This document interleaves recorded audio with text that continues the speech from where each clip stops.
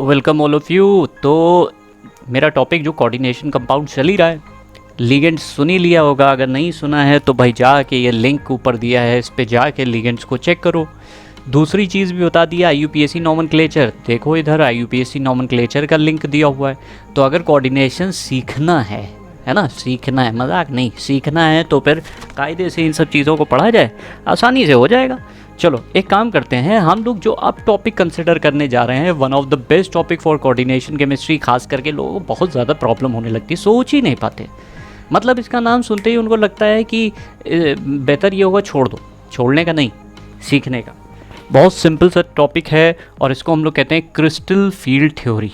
ओहो ज़बरदस्त है ना, क्रिस्टल फील्ड थ्योरी नहीं समझ में आई आज तक, अब देखो कैसे समझ में आएगी। एंड तक की वीडियो देख लेना, क्रिस्टल फील्ड थ्योरी का कोई भी क्वेश्चन होगा तुम आसानी से सॉल्व कर लोगे, ना कर पाना बताना। देखो क्रिस्टल फील्ड थ्योरी किस चीज़ पे बेस्ड है, पहले एक कंसेप्ट समझ लो। ये क्वेश्चन कई बार तुम लोगों से पूछा है, on what assumption the crystal field theory is based. Crystal field theory based है मेटल और लीगेंड का जो इंटरेक्शन होगा, मतलब इन दोनों के बीच में कौन से टाइप का इंटरेक्शन होता है, कोवलेंट टाइप या फिर आयनिक। तो याद रखना, they are considered as point charges in coordination in crystal field theory, जो वैलेंस बॉन्ड थ्योरी से बिल्कुल अलग है। वैलेंस बॉन्ड थ्योरी क्या कहती है, वैलेंस बॉन्ड थ्योरी ये बताती है कि भाई जो मेटल और लिगेंड के बीच का इंटरेक्शन है वो कोवलेंट है, तो दोनों अपने आप में ही डिफर है।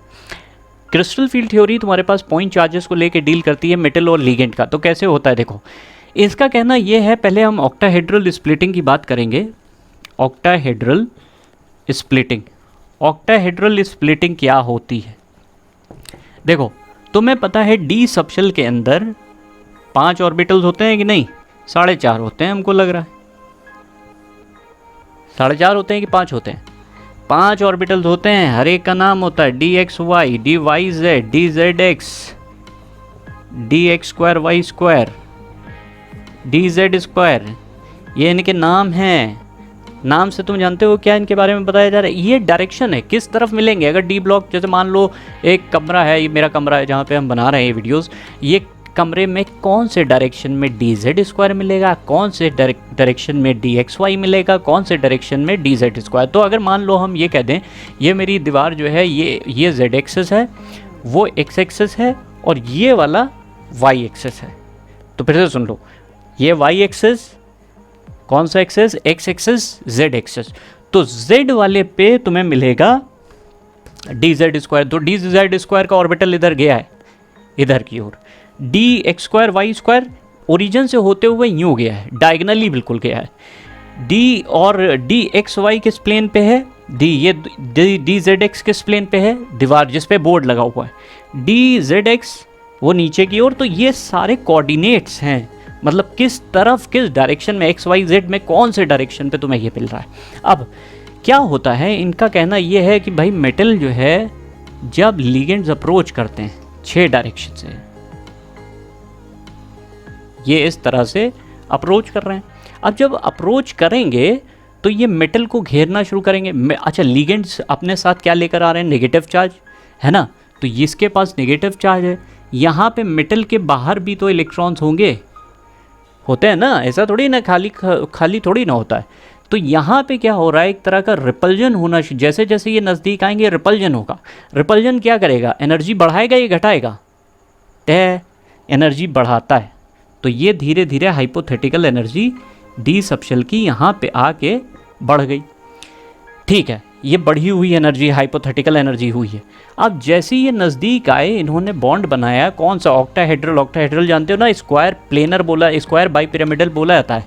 ये मेटल, ये लिगेंड, ये लिगेंड, ये लिगेंड, इस तरह से लिगेंड 6 जुड़े हुए हैं, इन्हीं को कहा गया ऑक्टाहेड्रल।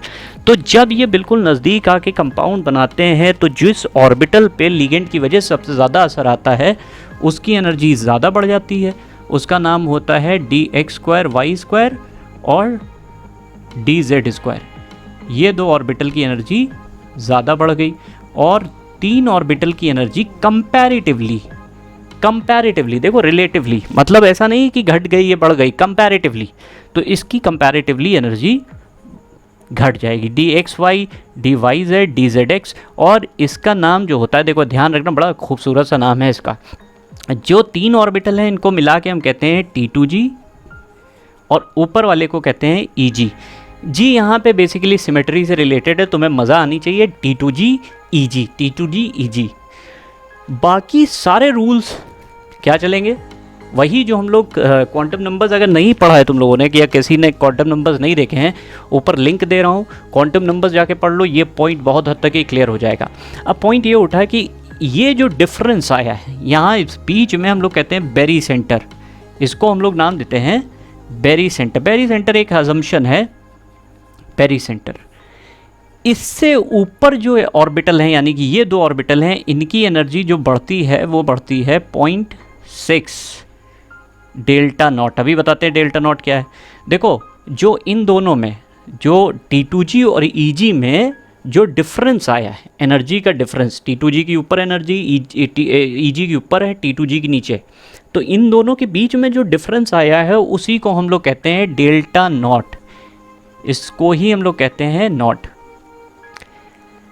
नॉट का मतलब ऑक्टाहेड्रल स्प्लिटिंग बोली जा रही, ये स्प्लिट हो गई, ये स्प्लिट हो गया। स्प्लिट होने का मतलब उसी को कहा गया ऑक्टाहेड्रल स्प्लिटिंग। अब जो ये चेंज आया बेरी सेंटर से, ऊपर वाले इलेक्ट्रॉन्स की energy 0.6 times of delta not बढ़ती है, और नीचे वालों की घटती कितनी है, 0.4 डेल्टा नॉट। तो अब इससे हमें फ़ायदा क्या मिल रहा है भाई साहब? देखो वैलेंस बॉन्ड थ्योरी और क्रिस्टल फील्ड थ्योरी में क्या डिफरेंस था। Valence bond theory magnetic properties को नहीं बता पा रही थी।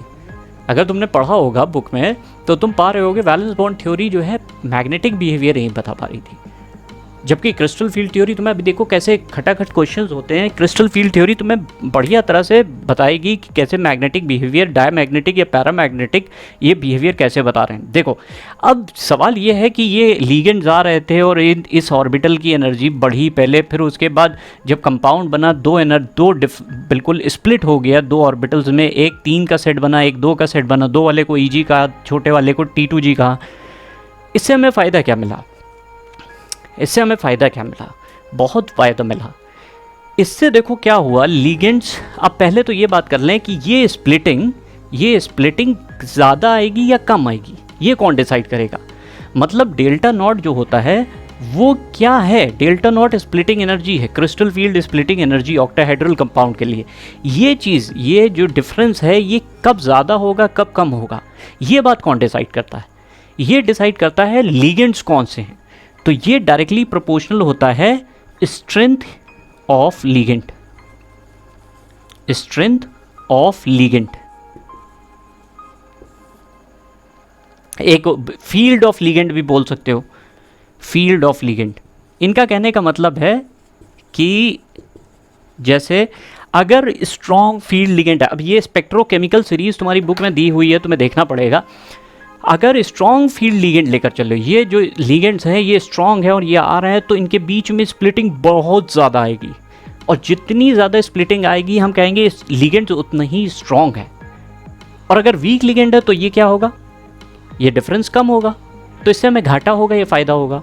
इसके एप्लीकेशंस क्या होंगे? तो स्ट्रेंथ ऑफ लिगेंड, लिगेंड का क्या है, वो स्ट्रॉन्ग फील्ड है या वीक फील्ड है, उसका इम्पैक्ट इतना स्ट्रॉन्ग होता है। तुम लिख के ले लो, जितने क्वेश्चंस आएंगे तुम आसानी से कर लोगे अगर तुम इस कंसेप्ट को सीख गए। तो अगर स्ट्रॉन्ग फील्ड लिगेंड है तो क्या कर रहा है, स्प्लिटिंग बहुत ज़्यादा आ रही। अगर वीक फील्ड लिगेंड है तो स्प्लिटिंग कम है। तो इससे हमें फ़ायदा या घाटा क्या मिला, देखो तुम्हें एक क्वेश्चन करवाते हैं, उससे तुम्हें समझ में आ जाएगा। तो फिर से एक बार एक्सप्लेन कर देते हैं। लिगेंड्स हैं, चारों तरफ अप्रोच कर रहे हैं octahedral compound, coordination number 6। Coordination number 6 का मतलब 6 लिगेंड आ रहे हैं। ये 6 लिगेंड आ रहे हैं, डी सबशेल की एनर्जी थोड़ी बढ़ी, उसके बाद वो स्प्लिट कर गया, और स्प्लिट करना कितना ज़्यादा एनर्जी आई है डिफरेंस, वो इस बात पे डिपेंड हो रहा है कौन से फील्ड, कौन सा लिगेंड्स है, किस तरह के लिगेंड्स हैं। इसका इम्पैक्ट देखो क्या होने जा रहा है, कितना ज़बरदस्त इम्पैक्ट है। क्वेश्चन से ही तुम्हें हम क्लियर कर रहे हैं, ये लिख लेना, उसके बाद हम लोग डिसाइड करते हैं और चेक करो अपने आप को कि क्वेश्चंस कैसे हो रहे हैं। देखो एक 2 एग्जाम्पल उठाते हैं, उससे तुम्हें आइडिया मिल जाएगा। एक हम लेते हैं FeCN6,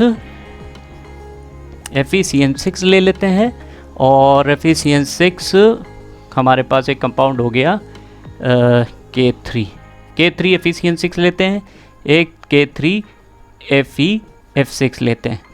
बहुत बार क्वेश्चन पूछा गया है, बताओ what is the magnetic behaviour, what is the hybridisation. ये सारे कंसेप्ट तो क्रिस्टल फील्ड थ्योरी से निकालोगे मिनटों में। देखो K3FeCN6 हमारे पास है, तो हम पहले सबसे पहला इन दोनों में मेटल आयरन है, आयरन का एटॉमिक नंबर होता है 26, और 26 का कन्फिग्रेशन अगर तुम देखोगे तो हम इसको यूँ बनाते हैं अपनी आसानी के लिए, पहले 4s लिखा जाता है, लेकिन इस केस में तुम्हें हाइब्रिडाइजेशन भी शो करना है, तो इसलिए तुम यूँ लिख सकते हो 26 का मतलब 2 इलेक्ट्रॉन यहाँ हो गए, 3 20 21 22 23 24 25 26 इलेक्ट्रॉन्स हो गए। और यहाँ पे 4s है, 4p भी शुरू हो रही। तो अगर कुछ लोगों को ब्लैंक लग रहा हो कि हो क्या रहा है, वो ज़रूर से ज़रूर ऊपर जाओ और इस लिंक पे जाके क्वांटम नंबर्स पढ़ो, तो ये क्लियर होगा।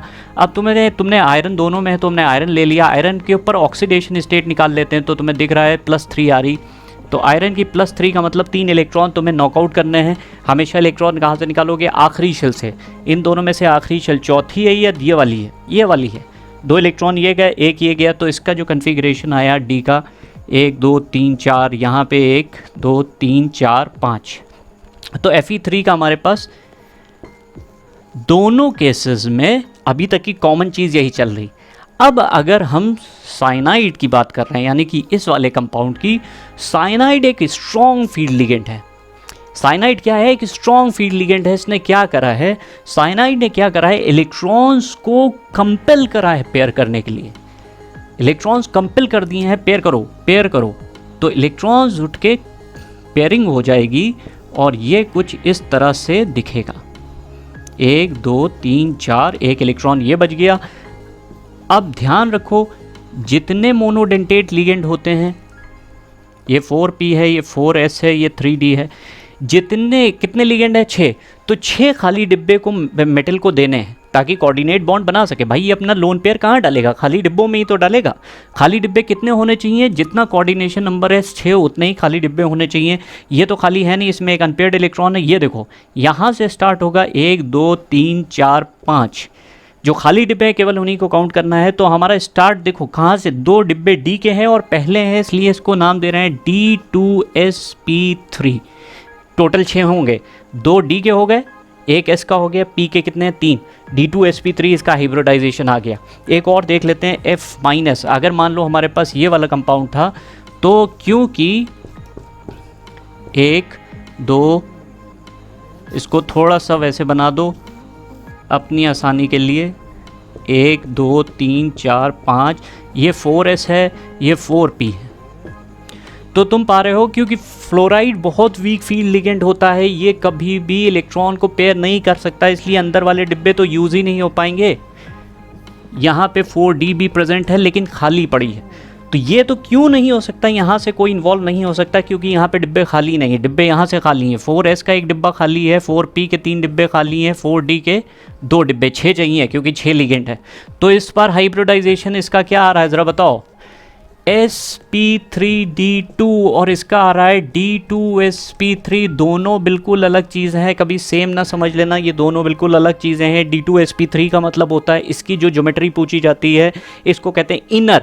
जो डी इन्वॉल्व हुआ है हाइब्रिडाइजेशन में ऊपर वाले केस में, वो 3rd शेल का है और s जो है वो 4th शेल की है। तो d कहाँ वाला है? अंदर वाली शेल का यूज़ हो रहा है, अंदर वाली शेल का, इसलिए इसको कहते हैं D2sp3।